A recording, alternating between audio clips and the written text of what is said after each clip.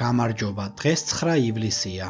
წარმოგიდგენთ 10 ყველაზე ცნობილ ადამიანს, რომელიც ამ დღეს დაიბადა. 1956 წლის 9 ივლისს დაიბადა ამერიკელი მსახიობი, რეჟისორი, პროდიუსერი და მომღერალი ტომ ჰენქსი. მას მიღებული აქვს მრავალი პრესტიჟული ჯილდო, მათ შორის 2 ოსკარი, 7 ემი და 4 ოქროს გლობუსი. 1968 წლის 9 ივლისს დაიბადა იტალიელი ყოფილი ფეხბურთელი და ამჟამად მწვრთნელი პაულო დი კანიო. ის თამაშობდა ისეთ ცნობილ კლუბებში, როგორებიც არის ლაციო, იუვენტუსი, ნაპოლი, სელტიკი და მილანი. 1964 წლის 9 ივლისს დაიბადა ამერიკელი მომღერალი, კომპოზიტორი, გიტარისტი და მსახიობი კორტნი ლავი. 1946 წლის 9 ივლისს დაიბადა ავსტრალიელი როკ მუსიკოსი, მომღერალი და კომპოზიტორი ბონ სკოტი. ის ცნობილია როგორც ლეგენდარული როკ ჯგუფის AC/DC-ს სოლისტი.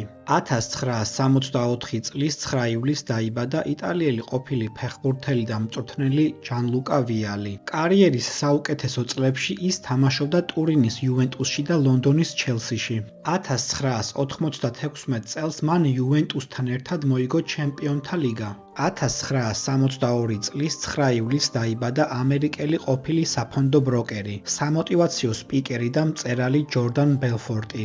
მან მსოფლიო აღიარება მოიპოვა მის მიერ დაწერილი წიგნით „ვოლ სტრიტის მგელი“. 2013 წელს ამ წიგნის მიხედვით მარტინ სკორსეზემ გადაიღო ფილმი.